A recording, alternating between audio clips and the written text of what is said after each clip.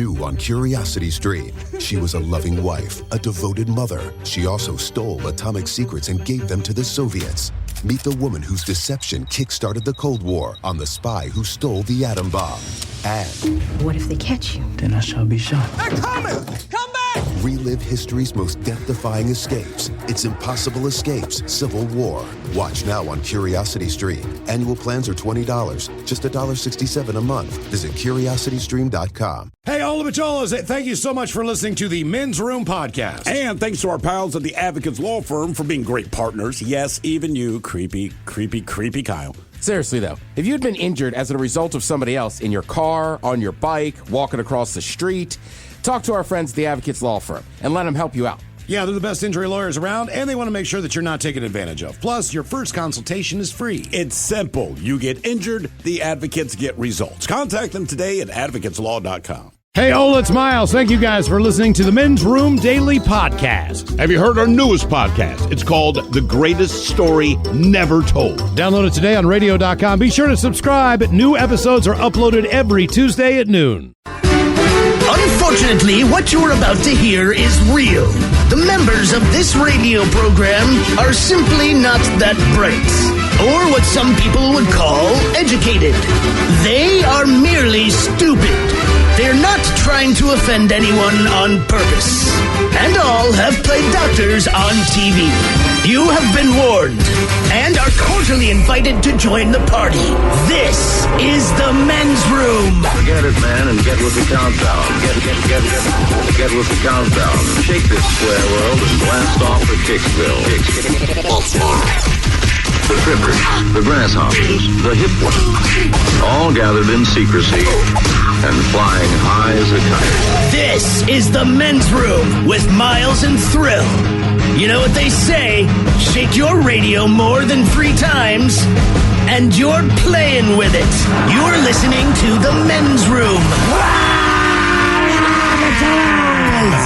And away we go. Welcome to Season 16, Episode number 3519. Along with Steve the Thrill Hill, the Ted Smith, and Mike Hawk. And you are the Men's Room. On tap today from Allison James, Jerry Cantrell joins us in studio. Cantrell. We changed the name. Sorry, I think of my lip. Cantrell. Once again, we will play the game known as Big Dummy. The head chef is back. Ted's Meat and Potatoes has the words that we love to see on food labels and the words that we hate to see. We will play Profile This. Plus headlines, the Men's Room Shot of the Day, fun with listener emails, and everyone's favorite, TV Time with Ted. Click. Clack. Drink it, drunk. All right, here we go. New Jersey neighbors say the smell of a marijuana grow facility is driving them crazy. Meanwhile, police respond to loud noise complaint and find no one home as a stereo was turned on by a cat named Daisy. BMW owner ordered to pay neighbors over $5,000 because of his loud-ass car. Roommates throw hands after one's loud chewing goes too far. And a man in a yellow dress steals a school bus, then rams a front loader through his ex-wife's house. That is all coming on today's very special episode of The Men's Room. And now, here's the question. Hola, bitches. Good day to you and yours. Today is the day that we play Big Dummy, the game show that rewards you for your stunning ignorance. And here's how it works. You call us, we'll spin the category wheel. Oh, like butter, Ted. Smooth. Very smooth.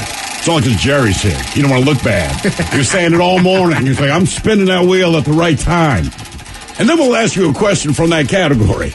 But here's where Big Dummy separates itself from your average, more reputable game show. We will continue to ask you questions until you get one right. Because, as always, we want you to leave here smarter than you showed up. Now, so far this year, our biggest dummy is a 2-headed monster, Tyler and Rachel, both of whom yelled, "Pole!" when they heard polar bear, and found a way to answer 14 consecutive questions wrong. Can you do better? Of course you can. Everyone else has. So give us a call, and off we go on Big Dummy. Big contestant to play Big Dummy, call 206-421-ROCK. You can like the Men's Room on Facebook, follow us on Twitter and Instagram at Men's Room Live, and send those emails to the Men's Room at KISW.com. New on Curiosity Stream, he allows them their riches Putin has to be the richest of the rich. in exchange for their loyalty. The oligarchs have supported someone for president that they underestimated. The illicit affair between Russia's elite and the man who rules them on Putin and the oligarchs. And World War II Normandy. An obscure battle training session takes a tragic turn. Uncover the one secret military catastrophe on the secret D-Day disaster. Watch now on Curiosity Stream. Annual plans are $20, just $1.67 a month. Visit CuriosityStream.com. $20 million, $19 million, $6 million. These are all awards recovered for clients of Phillips Law Firm. To win big, you have to fight big. And Phillips Law has been fighting the too big to fail insurance industry for decades. Not every case will have a multi-million-dollar outcome, but Phillips Law will fight just as hard to recover the outcome you deserve. If you or a loved one has been injured in a car accident or on the job, call or click today at 1-800-JUSTICE or visit justiceforyou.com. 5X480. Dayton B100 V-Belt, one of the many parts Grainger carries. It's also the item that helped Rob carry the day. The job was on hold, deadline fast approaching, but a quick search on Grainger.com and Rob found his part. And with same-day pickup at his local branch, he and his crew got the job done, safely and on time.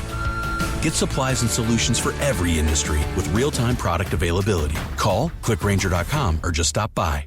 Grainger, for the ones who get it done.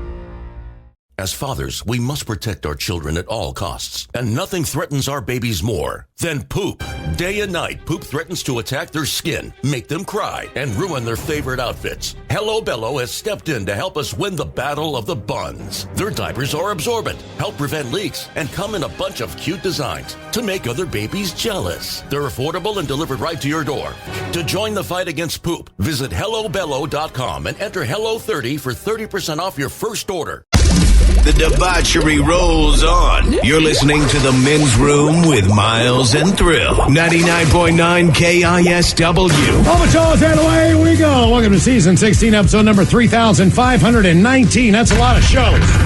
What a large and a charged program we have for you today. The head chef is back. Ted's Meat and Potatoes. Words we love to see on food labels and the words we hate to see. Organic. So like vegetables would be a word you wouldn't want to see on your food. No, it's crap. It means it's garbage. Exactly. And some of them are on both lists. Right. Really? Oh, yeah. I'm guessing sugar. We will play the game known as Big Dummy coming up. Jerry Cantrell from Alice in Chains. Hey, guys. How you doing? We're doing great. How are you doing, Jerry? I'm good. I heard the men's room got cleaned by horse manure. It did last night. Come on. No. By the enzyme. That's in horse manure. Oh, the enzyme. And apparently the enzyme is what carries the smell, which is why the studio is, honest to God, it smells like we're at the 4-H club. Can you still smell it? I cannot. Okay. I cannot. Yesterday, it was so bad in here. They have, they come and they COVID clean every once in a while. Apparently, it's not chemicals anymore. It's some natural thing.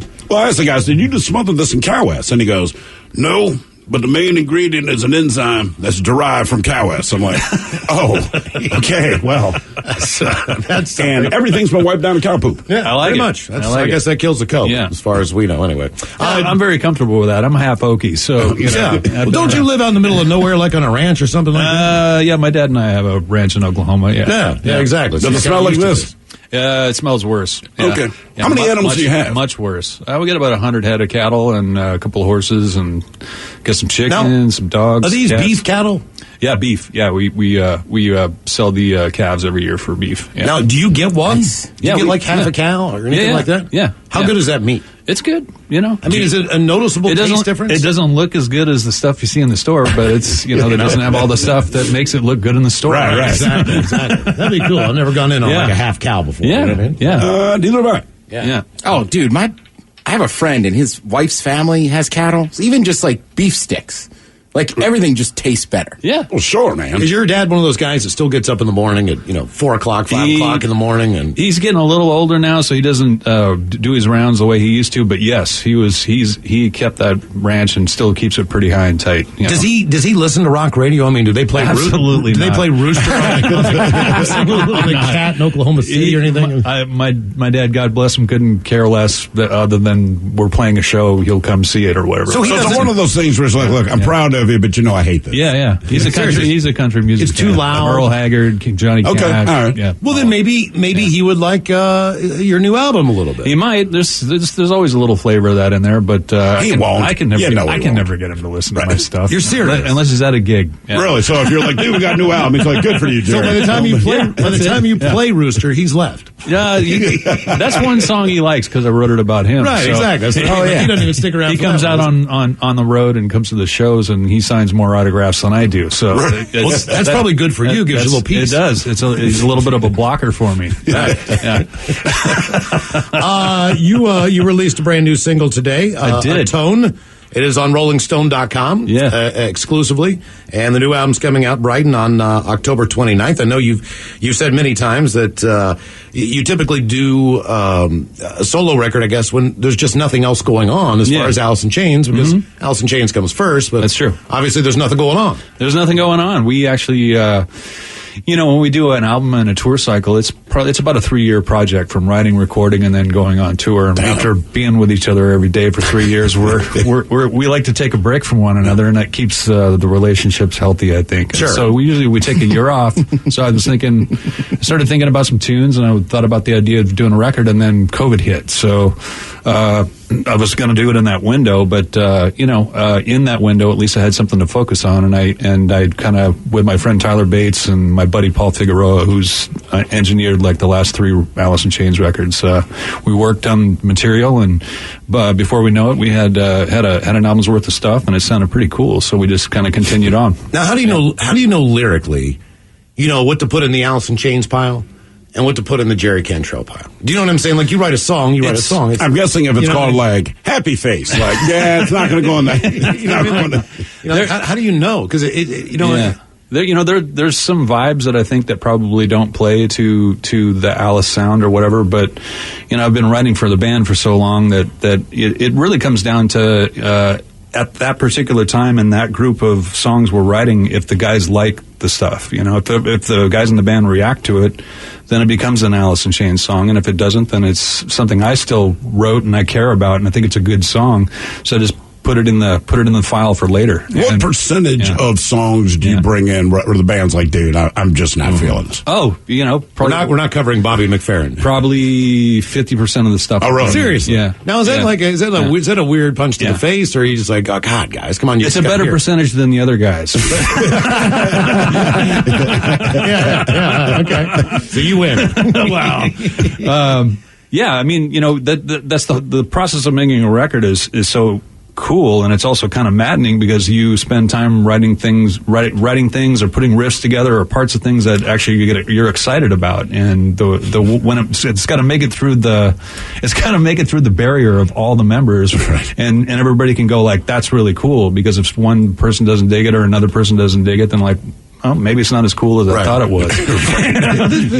And it's a process. So things that you feel really strongly about up front, like this song's killer, this is great. And then by the time you go through 6 months of writing, it's not so cool compared to the other tunes that you came up with. Right. Okay. So you just kind of, you go through the process, and at the end of the day, you stand them all on a stage and have a little beauty contest, and like, that's not as good as I thought it was. You're off the stage, and what ends up being a record is the best 10, 12 tunes on a record. Is that 25 songs? Yeah. You know what I mean? Is it that big of a body of work where you go, hey, I've still got another album? I mean, your last album was a double. Yep.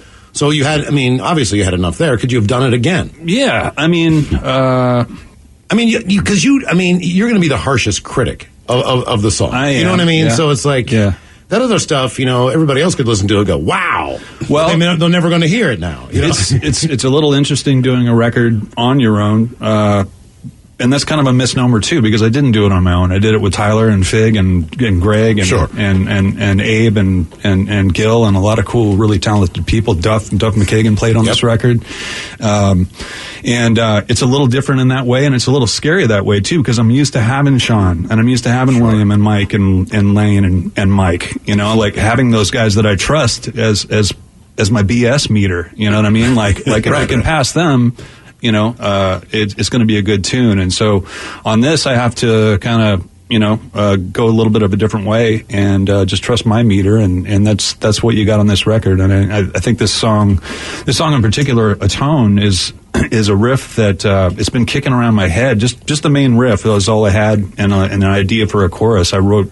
Everything that you hear now was written a year and a half ago, but that riff's been kicking around for like 20 years or something. Now, is anyone in the band going to be like, God damn it, Jerry, we loved that riff, man. Could have used that. I like that one, man. I made money. Yeah, well, we're going to find out here real quick. Yeah, exactly. Is it more nerve-wracking to put out a solo? Because if you put out an Alice in Chains album, right? If everyone goes, we hate this album, like the band takes that on. Yeah. Right? And similarly, if everyone loves the record, then the band gets some of that glory. Sure. But when it's solo, like people don't, and even though you worked with all it's the all people, on you. Yeah, right? They're only going to say Jerry. That's right? okay though, man. That's cool. It's part of the gamble. Sure. The metric that I've always used and we've used as a band is that if I can make a record that I'm happy with, it doesn't really matter what anybody else says. And I can infer by that we've been really lucky to speak to a lot of people and make music that has a lot of fans around the world. You guys might have a future in this. I think you should stick with it. And so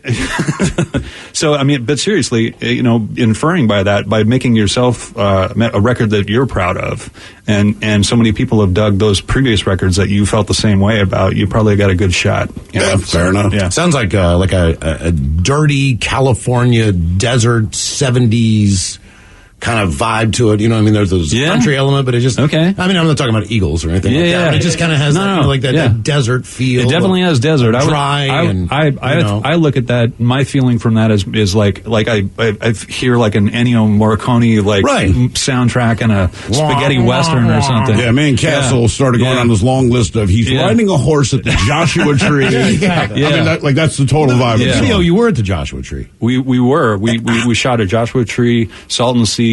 We shot in Phoenix and LA. It was a 4-day shoot. So you're trying to get out of the heat. Yeah. We were trying to keep I mean, cool. you're wearing a hat and a long jacket. So you probably were dying. Yeah, it was horrible. Yeah, it was horrible. And the Salton Sea, Jesus, I don't know if you guys have ever been there, but that's not sand. It's all dead fish bones. God. So it's just rotten, stinky, 110 degrees. It was pretty rough. But the crew that I made it with, Jim and Tony and Greg Bichotto and Jesse Draxler, we made a pretty cool video. About 6 of us just kind of all working as a team. With that dirty 70s sound, it sounds like a 70s album. It does. Did you go back and did you place the songs in that kind of an order? You know what I'm saying? As far as those albums that would kind of tell somewhat of a story, but not really tell a story, but everything just kind of fit in the right places. Yeah, I mean every record is that way, and you're trying to what's your opening chapter, what's your closing chapter, and then figure that's usually get those two, and then you fill in the rest. It's like how much debate is there just with song order, right? There is just among the band. It's like the last final fight, right? Besides mix, of like, well, I think there should be 6th instead of 4th, right. And but historically, we're usually pretty close. We're usually pretty close. The disagreements are pretty small when it comes to that point, because the stuff kind of tells you where it wants to be and what it wants to do. So, to make this record, I thought it was a song short. I had 8 songs and I was trying to figure out another tune to put on it, and I did a couple of live shows before everything shut down in LA. A couple where I did a bunch of Boggy Depot and Degradation Trip stuff, and I did a cover of one of my favorite songs. It's the last song on Madman Across the Water. Goodbye. Yeah, Goodbye. And Tyler, my friend who scores a lot of movies and stuff, he's like, man, I really liked when you did that tune. I'd like to write something that's like non-guitar, more kind of string and ethereal, and just have your voice out front. And he's like, now that I think about it, why don't we just cover that tune? And I'm like, well, let's do it. And that was kind of like the last thing we did. And we sent it over to, I sent it to Elton. I just wanted to check with him, make sure I didn't butcher his tune. Hey, dude. Yeah. Well, is this cool? Yeah, he played on Black Gives Way to Blue. He played on Black Gives Way to Blue. And not only that, but he was the guy, that was the first album that I had growing up. Yeah. It was Elton John. I know he probably it was one of my first. Yeah. So isn't that weird? Just to get his blessing on something. I mean, you're 10 years old or however old. You get an Elton John record. It's amazing. You know what I mean? You could have picked Gray Seal or Tiny Dancer. You probably wouldn't have liked that too much. But, you know what I mean? Is it weird to call him up and, the influence that he brought to you? along with anybody else. I think a lot of people. Yeah, a lot of people. Just the fact that that I'm able to call Sir Elton John at any time is pretty mind blowing to me. With me, what he means to me musically, and but did he get his blessing? Absolutely, he said absolutely you should use it. You did a great job on it, and you made it yours. And I didn't intend for this to be the case, but we recorded it and we're going to put it on the record. That one was an easy one because Madman Across the Water, being one of my favorite records and Elton John records, it closes the record and it's a 9-song record. This is a 9-song record, and I put it in the 9th spot where it is on his record. Yeah. By the way, someone here, so there's a couple questions. One says, Alice Chain's going to make another acoustic album, but before you answer that, more importantly. Okay. Ask him about the MTV and Action Park back in the early 90s. All right. So we only recently heard about Action Park. Right? Yeah. And we did the research, and this place was nothing but a death trap. Right? Yeah, it was. Yeah. And were you aware of that when you guys were there? We were. It was sold to us as that, and that's really? And people liked that aspect of it. And until I saw that documentary, I didn't realize the scale of all the damage and injuries and death that happened at that. Well, you were in the documentary, weren't you? The Headbangers Ball. They used our couple of hours at that day that we did that special kind of heavily, which was a little odd thematically, to be used that much for that. But yes, we were there and we did those rides, and some of those rides were like, holy! Did you do one that loops around like the water slide? I did one where I almost knocked myself out. That one that goes up and it's like some sort of a loop, and you go up and then drop straight down, and I knocked the wind out of me. So, but luckily that was the least injurious that could happen to me on that ride. Our security guy Val Bacek is a big dude, right? And there's this one ride where there's a weight limit because if you're too heavy, you're going to go too far, right? And he got on it anyway, and it was this big slide thing, and he came down, and there was like a berm, like about an 8-foot berm like this, and he just kept going, man. And we're like, whoa! And he goes all the way up the wall, catapults, does a couple of flips, and lands, and we were laughing our asses off. Luckily, he didn't get hurt, seriously, but he was a maniac too.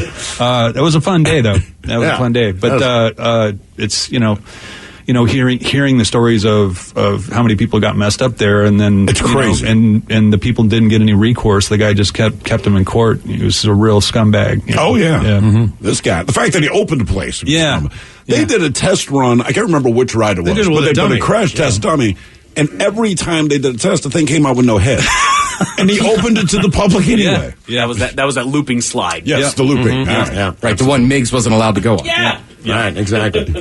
Jerry Cantrell joining us in studio. What, as far as the new album goes, and you mentioned the fact that it's got kind of that Ennio Morricone sound. A couple songs, spaghetti western sound too. A couple songs. You've only released a single. The rest of the album, is it direction wise? Is it going into a more of a guitar 70s kind of stuff, or is there funk involved? Has it got that psychedelic feel to it? I got to use some instruments more prominently than I had on other records. So I met a guy named Vince Jones through Paul Figueroa, who's a great keyboard player, and Michael Rozon, who's a pedal steel player, through Tyler Bates, and Michael actually played those two shows with us. So there's a lot of pedal steel on it. There's some country elements. There's some keys and some organ, some strings. I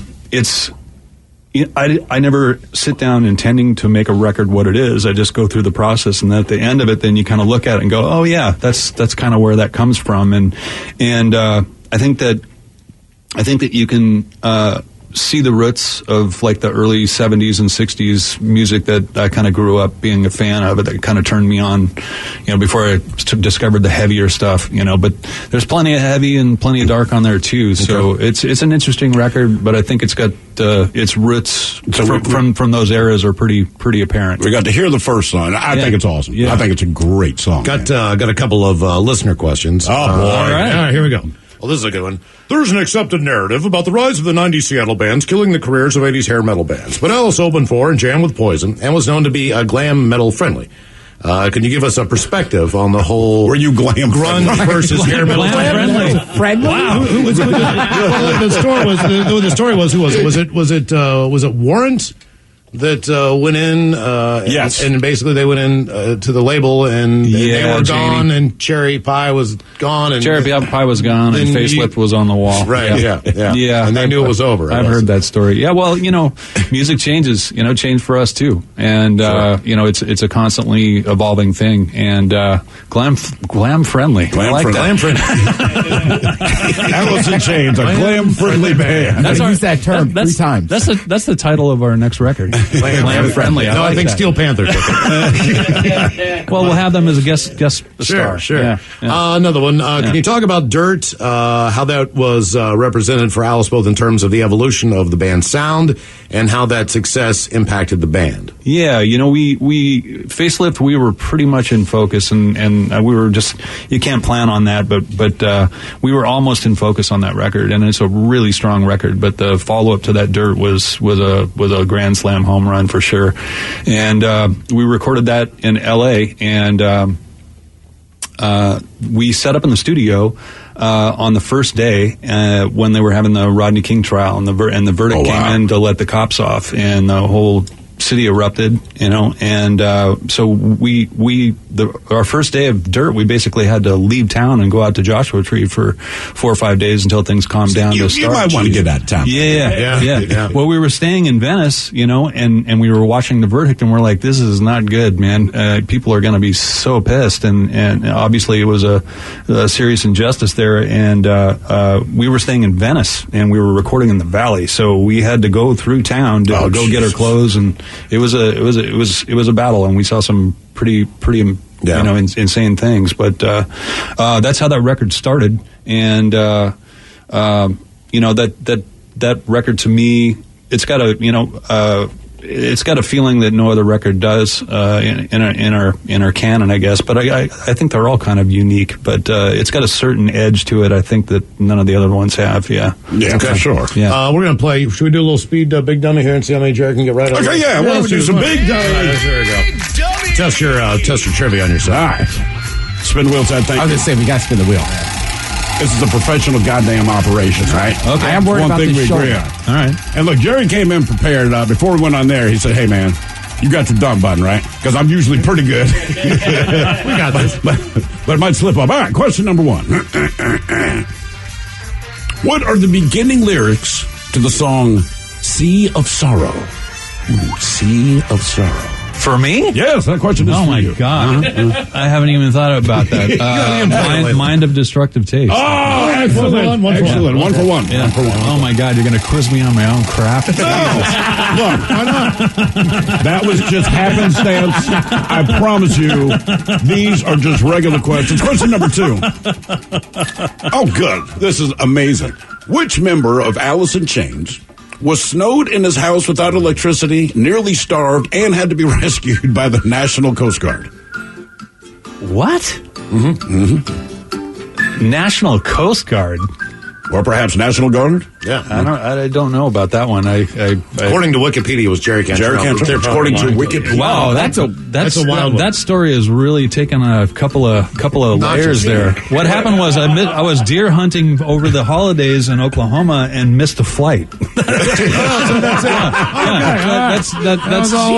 That's the real story. Okay. Wow, that's the thing, when you get old and you can embellish things, they kind of take on a life of their own. I like that story better. This story is way better than yours, man. I like the Coast Guard's in Oklahoma. I know. So apparently, hey man, they got some lakes. Jesus. Spin the wheel, Ted. Oh, we land on the music category again. This is unbelievable. Which member of Alice in Chains missed the show on December 1st, 1991, because he thought November had 31 days? That's the same thing. It's the same thing. It's the same thing. It's the same thing. Same crazy story. That's the same flight I missed, and yes, I did miss the date. Yeah, that's why I missed the flight. You were opening was it Van Halen then? We were opening for Van Halen. What was that like? That was pretty pretty badass. I mean, we hung with those guys for about half a year. They kept asking us back, like Ozzy did as well. You know, like. And was that the beginning of the Sammy relationship, as far as you going down to Cabo and sure, and stuff? yeah, Okay. yeah, and Ed. You know, I got to really be good friends with Ed, and we spent a lot of time in, you know, hotel rooms jamming and pool halls and bars and just hanging out. You know, anytime he'd come to town, he'd call me, and vice versa. It was Well, great. Wolfie's out, so that's pretty cool. That the son's out on the road, and that means hopefully some shows are starting to happen. It's on a couple nights of his tour so far. So, If I remember right, I think you're the one who told me the story, but you were on tour with Van Halen. Yep. And Eddie Van Halen, like, to be a nice guy, went out and bought you guys, like, all new combat boots or something like this. I think he did. Yeah. And I bet your guys' response was like, bro, this is the look. Man. Yeah, It's like he felt These bad are because new. your shoes were red. This will Like, take 10 years to make these cool, man. and they hurt my feet. Yeah, you remember the old Temple pool hall? What was it? The one over there by Mama's. What was that called? Oh God, not Temple. Temple's a P Square. No. The old school pool hall next to Mama's doesn't exist anymore. Not Temple. Jesus. Anyway, I took Eddie Van Halen there one time to play pool, and he was so loud that they kicked us out. It was like the straight up old like Fats Domino guys. No music, no talking, and you can't keep that quiet. They were serious. Yeah, you can't keep that Is it quiet. Temple Billiards? No, Temple's downtown. Yeah, it's still there. I can't remember. I can't believe I can't remember that. But That wasn't the City not Center. all of me survived the '90s, folks. So, but you did. Some of you did, not all. I tell you, we got most of me did. Oh, here's a good one. In what venue was Alice in Chains Unplugged for MTV filmed? Oh my God. Oh Jesus! In New York City. Was that the Beacon Theater? No. I can't remember. That would be the Brooklyn Academy of Music. There you go. Okay, I'll take your word for it. This is the same guy that told you that you were snowed in your house without electricity, nearly starved, and had to be rescued by the Coast Guard on November 31st. Yeah, well, you can give him a virtual pat on the back that he got me on one. So I refer to what I just said. Not all of me survived the '90s. So yeah, The Brooklyn Academy for Music sounds aggressive. Hey, use unplug them, all right? No, you ain't plugging it in here. I'm taking you to school right now. You need slacks? I got slacks in my trunk. You even know how to tune that axe? I got tan slacks, plaid slacks, black slacks, blue slacks. I had a question there. In what year was Alice in Chains' first album, Facelift, released? 1990. Oh, excellent. All right, say here. Which of these Seattle bands, multiple choice, did not release a self-titled album? Soundgarden, Pearl Jam, Nirvana, or Alice in Chains? Did not release a self-titled album. I think we're the only one that did, right? Apparently Soundgarden is the only one. I want to say Pearl Jam did one 10. later, right? Well, they did 10, but that was their debut. But didn't they put out an album just called Pearl Jam? They might have later. I think they did later. All right, so there you go. And let's see. Apparently, I guess I don't paying attention. Yeah, I thought we had the title on that. On the self-title. God damn it. They're copycats. We've never done that before. But again, he thinks you're snowed in and by getting rescued by the Coast Guard. I love that he asked me 2 questions on the same subject. That was good. All right, and which member of Alice in Chains dated another member's sister? Another member's sister. Well, that's got to be Sean Kinney. Yes, sir. That is correct. Dated Melinda Starr, Mike Starr's sister. Yes. Man, oh man, how was that? Was it ever weird or tense where you're like, I don't want to know anything about anything? Those guys were like a family, you know, and when I actually met Mike first. We both tried out for some band down at this guy named Tim Brannon or whatever, has a band named Gypsy Rose, I think was the name of the band. And Mike and I kind of were hanging with him and tried out for a couple of days, and then they found 2 cooler guys that apparently we didn't cut the mustard. And 2 cooler guys. Then when I met Lane, he turned me on to a phone number that he had of Sean's. He's like, I met this drummer guy on Alki, and I think he's really might be pretty cool. So I called him, and he's like, you want me to bring a bass player down? And I'm like, he's like, what kind of bass player are you looking for? I'm like, I play with this guy named Mike Starr. You know, you know that guy? He's like, yeah, I know him. I'm dating his sister. I'll bring him down too. Yeah. I'm like, okay, cool. So that's how we all got together. Yeah, that's crazy. Yeah. By the way, people have thrown out names for the possible pool hall. Was it the Underground? No, it's not the Underground. It's not the Underground. What was the other It's one? on 2nd Avenue. It was up on the 2nd story. You walked up the stairs. God damn it. 211? 211. 211 Club Billiards. All right, there it is. That's 211 Club Billiards. Thank God. Yeah, that's where me and Eddie got kicked out of. Yeah. We're gonna take a quick break, come back, and we're gonna get a chance to listen to the brand new single of Tone. So come on, man! It is awesome. More with Jerry Really Cantrell right after this. New on Curiosity Stream, she was a loving wife, a devoted mother. She also stole atomic secrets and gave them to the Soviets. Meet the woman whose deception kick-started the Cold War on the spy who stole the atom bomb. And What if they catch you? Then I shall be shot. They're coming! Come back! relive history's most death-defying escapes. It's Impossible Escapes, Civil War. Watch now on Curiosity Stream. Annual plans are $20, just $1.67 a month. Visit CuriosityStream.com. $20 million, $19 million, $6 million.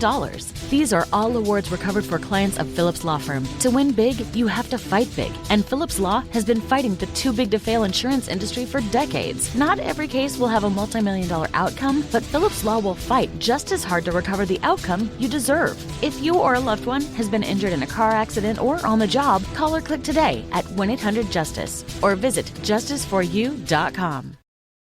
You're the one who protects the flock, and that requires an eye for detail. Because when safety and well-being are on the line, it's the details that can save lives. Even when no one else is watching, you see everything.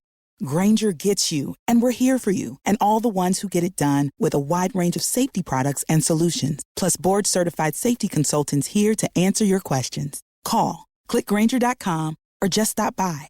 Grainger, for the ones who get it done. Cleaning up poop is one of the worst chores we face as parents. A leaky diaper can ruin your day, whether you now need to clean the whole crib or you've ruined yet another favorite shirt. At Hello Bello, we know your pain, which is why our affordable diapers help prevent leaks day and night. They're sleek and thin and come in several adorable designs. To save yourself from future blowouts, visit HelloBello.com and use code HELLO30 for 30% off your first bundle of diapers. That's HelloBello.com, code HELLO30 for 30% off. 99.9 KISW. Yeah! You're in the men's room. Oh, there you go, Jerry. Yeah, dude. A Tone from the upcoming solo album Brighten out October 29th. That is good, a man. great sounding song. I love the song. I do. And people are already, they're coming in. And so far, and look, people are always awful. Like they always have the They just are, right? Not one negative comment. Oh, so, there's one in there. Come on. Not yet. Let's hear it. Oh, let's see. Sounds like Alice in Chains. Huh. But it says it sounds like Alice in Chains, Pink Floyd, and Queens of the Stone Age had a baby. Sounds amazing. I like the Floyd in there. Someone else says, F yeah, it stands on its own. Heading to Tower Records to pick up the album. You have to wait till October 29th. Let's see. I'm glad you think you can go to Tower Records. Where is that? Let's see. The riff sounds like R.L. Burnside, one of the best blues guys ever. Love it. Wow. Someone else says, oh yeah. That's from the Kool-Aid Man. Yeah. The Kool-Aid Man. And let's see. Wow, just amazing. Thank you for this song. This is good. S already. Oh, that's cool, man. This is one of the best shows of the year. Oh, thanks. See, Jerry comes. Yeah. Now we have a good right? show. Exactly. That's what it takes. Hey, listen, I've been listening to you guys for about the last month that I've been up here, man, and like I'm still buzzing on the monkey story, man. That was insane. Gig Harbor guy. Yeah, dude, unbelievable. Do you think it's weird when you read the stuff like Guitar Magazine or whatever it is? Like they'll rate you like 38th greatest guitarist of all time, and then like 2 years later you're like 37th. Do you wonder what happened? Right. What did I do? Yeah, I must have really stepped up my game. Well, there's guys and girls coming every year, adding to the pot of amazing musicians, and if you're in the conversation, that's really the best you can hope for, and it's so subjective, who's 29th and who's 75th, really they're both badass, and they both have kind of their own unique voice, so it's just cool to people even. Yeah, think that about me. I'm just a kid from Spanaway. That's what I'm saying. And now people come to you and they tell you how like you're the inspiration. Yeah. Is that like a weird Or does it just make you feel old? It's there's a strangeness to it that I think you don't get used to because you're still that kid. You know what I mean? And then another part of it is like you worked your butt off to be that, right? Sure. And you wanted to be that, and you were inspired by other musicians to try to attain that. And so I still don't have a straight job, and I'm 55, so I must be doing something right. Last year, you guys got the Founders Award. We did, and that was cool. It was cool, but unfortunately, you guys didn't get a real chance to get up there and jam with anybody. That's true, which is part of it. But a benefit of that was, the Founders Award is generally a really small, localized event, and because of COVID, it got to go everywhere. It was kind of cool. It was. It was kind of cool because of that. Positive COVID stories, and we had so many friends and great performers. I mean, Fishbone, God, killed it. Oh, I know they did kill it. I think that was Fishbone and Tad with Soundgarden. Yeah, I mean, there were so many great ones, but those Chris two DeGarmo too played with DeGarmo and Lily made me cry. That was sure. and we haven't seen him. Yeah. And, I know you see him all the time, but everybody else hasn't. Unless they fly the friendly skies. The three of us are going to go golf in Chambers Bay next week. Come on, man. What about Quincy Jones this year? Okay, great. He's getting the Founders Award. Good. So it's you, then Quincy Jones. Yeah, right? yeah. I mean, You call him and drop S? Well, what took so long, Quincy? About time. Yeah, it's about time you caught up, man. Quincy. It's pretty, the whole foundation and the museum down there, it's a really cool thing. And even before we were, we were even considered for that, I was able to be part of celebrating some other artists, like the Doors and, the Doors and Fogerty and Jimmy Page. So I got to do three of them with like Kim and Duff, and we all got together and played tunes. standing in front of Jimmy Page while he's staring at you playing Is that weird? Is it yelling tunes back at him while he's like looking at you smiling? It's a little weird, but that is kind of be crazy. But it was pretty cool, just to be a part of it, and I backed that whole thing. And so when they finally, they got around and asked us to be a recipient of that, I was like, wow, that means a lot. Well, and I know your family, Steve, went down today to check some stuff out. I showed him the picture. This is an honest to God story. So my in-laws are in town, all right? And my son is rocking the KISW 50 hat, right? He loves it. He loves my job, all the things with it. So he's sending me pictures from his phone. And typically I tell him, don't bug me at work unless it's important. Mm-hmm. But he sends me this picture because there's a guitar at Mopop, and he took a picture of the guitar because it has KISW stickers on it. Then he took a picture of the plaque who it says the guitar belongs to. So I'm asking my kid, are you messing? I thought it came from my wife at first. It came from my son. Because it's this guy named Jerry Cantrell. He doesn't know any. And I said, dude, I'm going to talk to this guy in an hour, man. He's like, what? So, he saw the stickers on the guitar and just wanted to let me know. And I'm like, this is unbelievable. Yep. So. Yeah. Is it cool to be in a museum, or is it? It is cool. Yeah, I would have to think so. It is cool. And where I got those stickers, I was, like I say, I was born in Tacoma. I grew up pretty much most of my school in Spanaway, but I'd take the bus up to the Tacoma Mall, and in the Squire shop, they used to have a stack of KISW stickers, right? And they had a big one in the middle and four little tiny ones in each corner. And I used that to design my guitar. And I always loved the way that rock, the word rock looked. Rock. And I listened to the station since I was young, so that became part of the design of that guitar. And it's pretty cool that that's the return my kid. Did you get the new stickers? Because Ryan Castle's been running around. I love the fact that he didn't know who the hell I was. He was just like, hey man, my kid got a sticker of your work on there, man. And it's this guy, whoever he is. I'm like, you've got to be kidding me. But you guys are famous too, man. Your guitar's in there. Do you want your guitar back? That's serious. At some party, it has to be. Let me just say it's not a permanent display. All right, there we go. Actually, on this record, I actually asked if I could have it back, and they sent it back to me so that I could record some of the. That's the OG, really, the OG GNL that I. And what's it like just plugging it back in? It's just so comfortable. Does it feel the same? It's so worn in. It's a really comfortable guitar, and that guitar has been on every single thing I've ever recorded, pretty much. And so it had to be on this record. So they boxed it up, sent it to me. As soon as I was done with the record, I sent it back. Do you give them a time limit? Because obviously. It's an amazing thing to be a part of the Mopop, right? Yeah. And they're like, hey, man, this guitar, you're like, okay, but maybe for a year, guys? I mean, how does that work? You're just like, take it? Or Well, I don't need it. You know what I mean? Right. And I think it's best served if they want to display it, and I'm completely honored that they are. That I and my friends and the band are a part of Seattle history. That's musical history, and that's great. So if you guys want to display it and throw it up there, I'm proud to have it there, and I can always grab it whenever I need it. I mean, it's so old that I don't want to take it on tour. Sure. I don't want it to disappear. I've had a guitar that means something to me disappear. Eddie Van Halen, when we were on that tour, gave me a gold top Eddie Van Halen Ernie Ball guitar, and that got stolen during the sessions for Degradation Trip, and it disappeared for 19 years.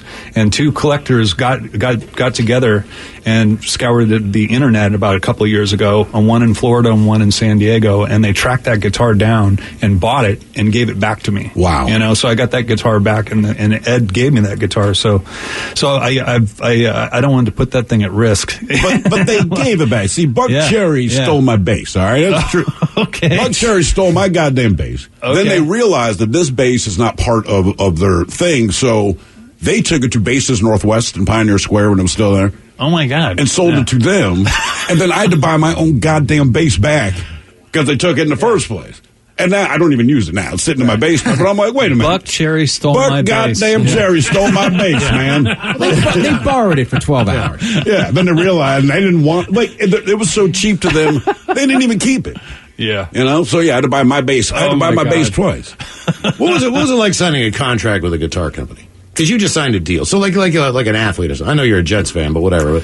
Are you a Jets fan for real? No, I'm not a Jets fan. Oh, thank God. I'm a Seahawks and Steelers fan. Oh, Steelers. So what's I know. You can hate. I'm a Ravens fan. I can't help it, man. I was a fan of football before the Seahawks existed. Yeah, that's a fair point. There's still a lot of Steelers fans out here. Yeah. Do they come to you and sign a 5-year deal, with options? Well, man, if you if you score 3 touchdowns, it's a period of time. Okay. It's a period of time, and with Cesar and Peter Leinheiser and Jenny, it's just a great new crew over that, and JC at Gibson now. So I've always played Gibson as well as the G&Ls. Those are the two guitars I've pretty much used the most and recorded with, and so it really wasn't that big of a transition. It was just I liked their energy. They wanted to honor some of the guitars that I've played for and kind of put my art to over my career, and we're going to be putting some really cool guitars out. I was going to say, are you now going to be the guy who goes and designs a guitar? I was in Nashville a couple weeks ago doing some stuff for them, and there's a few ambassadors. Obviously, Slash is top dog. But he just signed the Gibson just started a label, right? An actual record label. Did. I heard that. Yeah, I heard Slash's band. That's the first signing. Yeah, he was talking to me about that too, and that's an interesting avenue to explore. Lizzie Hale is the first female ambassador for. Oh, really? She's nice. She's the first woman ambassador. For you ever Gibson. party with her, man? Good she's Lord, cool. dude. Yeah, she can put you under the table. The whole family used to travel in a little Winnebago. Yeah, and when they came to El Corazon, it was the mom's been there, making some sandwiches. She's a sweetheart. I love her. She's great. That's and Slash has said before that he thinks that you're one of the greatest guitarists of all time. Right back at him. Isn't that crazy? Yeah. You guys are just sitting there. I mean, and you mentioned Jimmy Page. Has there ever been a moment where you have been on stage because you played with everybody, where you thought this is really, really cool? I have them all the time. I have them all the time. I've had so many memories like that where I'm standing on stage here and, with Aerosmith playing Sick as a Dog and oh my God, I'm playing Sick as a Dog with Aerosmith in my hometown on stage. And I've got my eyes closed rocking and how did this happen? This is unbelievable. And I open my eyes and they've all moved around me to a rock pyramid and everybody's looking and doing rock poses. That's Aerosmith. And I'm in the middle of it. I'm like, oh my God. Being in Oklahoma City and getting to play For Whom the Bell Tolls with Metallica. Oh, wow. In another one of my home states and playing one of my favorite Metallica song with Metallica. I've had a ton of those.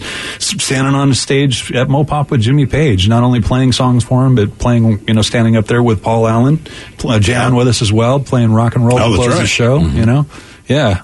That's crazy. Yeah, What's about cool. So? What are the plans? I mean, I realize that COVID's kind of messed things up here. Yeah. But were you going to go out with these guys that you were playing with and try to do a handful of shows to promote the solo thing, or what? I'll have to ask the guys because they've got other things. I mean, Duff's got some little band, right? Exactly. Guns I heard of them. Roses or something like that. And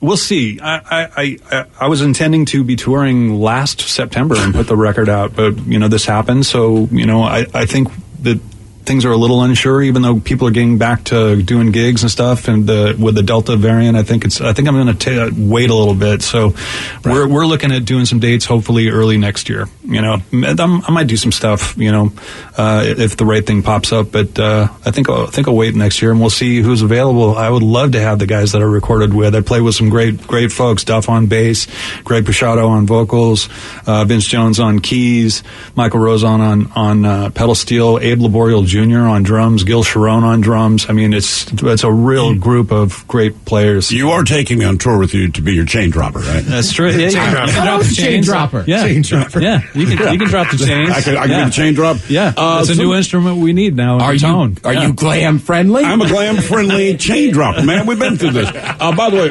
people are still going on about the song. They really dig the song. Someone here says, I'm a huge ass. Actually, I'm a huge sass AIC fan. Please tell Jerry I love the new single. Love the awesome edgy sound. That from Matt in Rochester, New York. Oh, that's cool. Yeah, man. Yeah, people like play it again, etc. Yeah, over and over. That seems to be the general sentiment. I can't wait to hear it in the car because you just can't beat that radio compression. We will. Makes everybody sound cool. We'll play it again. Yeah, exactly. Yeah, why the hell not? Yeah, Jerry, thank you for stopping by. Oh, thanks for having me. We appreciate it, dude. Yeah. Absolutely. And when you get in the car, we'll run down and ask Cass if we can play it. Okay. Play it, man. I like it. Be in the car in 5 minutes or whatever. I like it. Jerry Cantrell, the first single, Atone.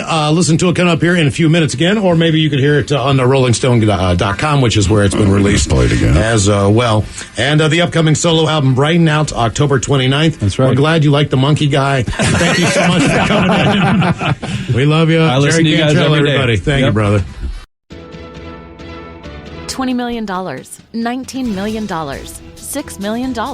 These are all awards recovered for clients of Phillips Law Firm. To win big, you have to fight big. And Phillips Law has been fighting the too big to fail insurance industry for decades. Not every case will have a multi-million-dollar outcome, but Phillips Law will fight just as hard to recover the outcome you deserve. If you or a loved one has been injured in a car accident or on the job, call or click today at 1-800-JUSTICE or visit justiceforyou.com. Avocado believes in a healthier way to make a mattress. Better for you, better for the planet. That's the promise of Avocado Green's organic certified mattresses, bedding, and furniture. All handcrafted in sunny Los Angeles with the best natural materials on Earth. As a carbon negative company and proudly certified B Corp, we believe our business can be a force for good. Shop organic on avocadogreenmattress.com. 5X480. Dayton B100 V-Belt, one of the many parts Grainger carries. It's also the item that helped Rob carry the day. The job was on hold, deadline fast approaching, but a quick search on Grainger.com and Rob found his part. And with same-day pickup at his local branch, he and his crew got the job done, safely and on time. Get supplies and solutions for every industry with real-time product availability. Call, click Grainger.com, or just stop by. Grainger, for the ones who get it done.